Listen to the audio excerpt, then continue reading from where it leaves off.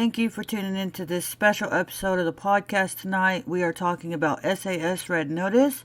A couple things off the top. If you are listening to this on YouTube, click the subscribe and notifications button so y'all can know when I post new content. And if you're not listening to this on YouTube, go on over there and check it out. You can find it by typing in talking about fun TV shows. So yeah, go over there and check that out. I want to talk about why I'm doing this movie tonight instead of Outlander. I wanted to do this because I wanted to show support to Sam Heughan. A movie is a big deal, and also I'm not going to lie right here, I'm hoping it'll bring in more listeners because it's actually a big deal. I hope everybody in the Outlander community is watching this movie, and also, you know, if you're watching this movie, I'm hoping you're an Outlander fan, because Outlander was the first show I covered, so I wanted to do something special for this movie and something that hopefully y'all would enjoy listening to. But enough about all of that. Let's just get into the movie. The synopsis reads, Tom Buckingham, a Special Forces operator, is taking Dr. Sophie Hart from London to Paris to propose. When their train is deep inside the Channel Tunnel, Grace Lewis and her team of heavily armed war criminals seize the train and hold hundreds of passengers hostage. Grace threatens to expose the British government's darkest secrets and blow up the Channel Tunnel if her ransom demands are not met. Unarmed and cut off from his terror team, Tom is the only hope that Sophie and the other passengers have to make it out alive. So this movie starts out, there's a Jeep driving down the road, and you hear a voiceover talking about what a psychopath is. And I wrote down what it says. It says less than 1% of the population is psychopathic. Psychopaths often inherit the trait and are incapable of love. They manage their relationships with clinical precision, succeeding in all walks of life. Psychopaths that can learn to love are more rare as the black swan. And the reason I wrote that down is because it's actually important to the story to understand that, because at least 3 of the characters in this movie are psychopathic. And 2 of the characters in this movie are main characters. So, and we'll find out more about that in a little bit. But anyway, in this Jeep, you know, there's 2 people in this Jeep talking to each other, and the characters are Grace and William Lewis.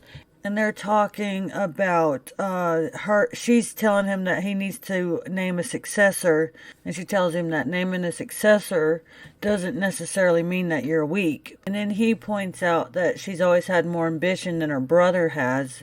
She says that Ollie, her brother, is just trying to impress him. And then he points out that he doesn't care. And he tells her that neither should she. You know, and you could tell because her brother is sitting in the back of the Jeep there, and you can tell that kind of upset him. But this is all important because, you know, the psychopath thing is important to know about, because these people don't have feeling. So, but anyway, they're going to go and meet up with this other group of people, and I believe that this is...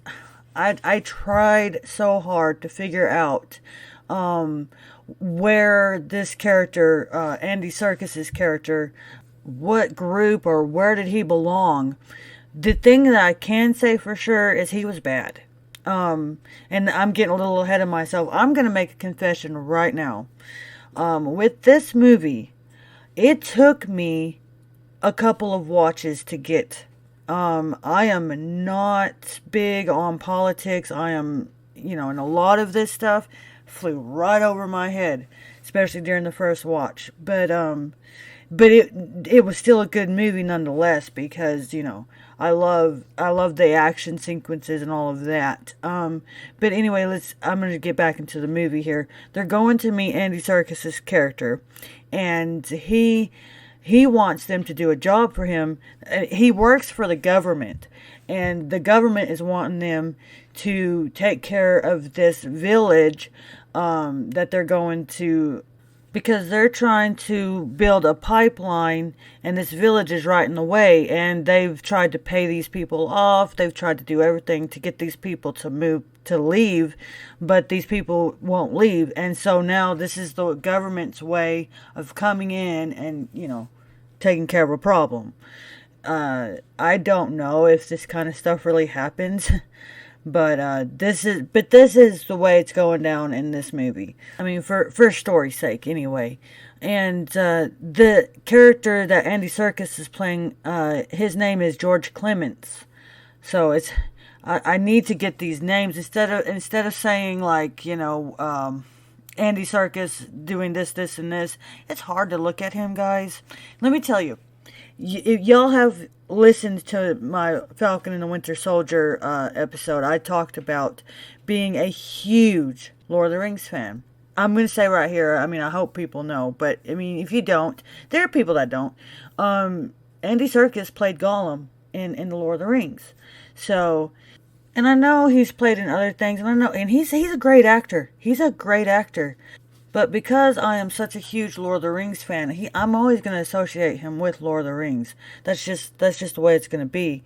So, but anyway, every time I look at him, and there's actually a scene in The Avengers of Age of Ultron where he laughed, and I was just like, the precious, I laughed so hard. But anyway, I don't know why I'm bringing all of this up, but yeah, he's from Lord of the Rings. He plays Gollum, and there was a scene in this movie where I was like, that sounded just like Gollum.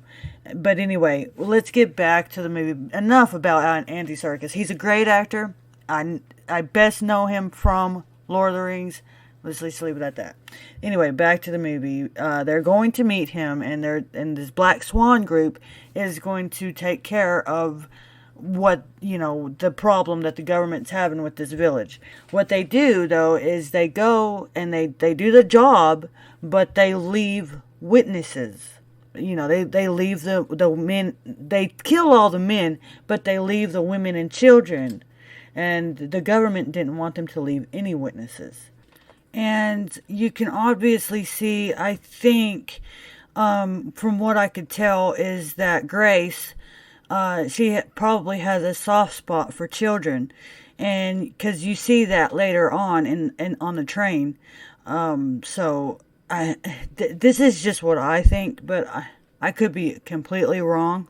I could be completely wrong about a lot of the stuff in this movie. But this is what I got from it. So this is just my thoughts on it. So the Black Swans were hired to do a job and make it look like a terrorist attack, but they left witnesses on this site, and it got to the public, and the government didn't want it to go public, so they weren't going to pay them.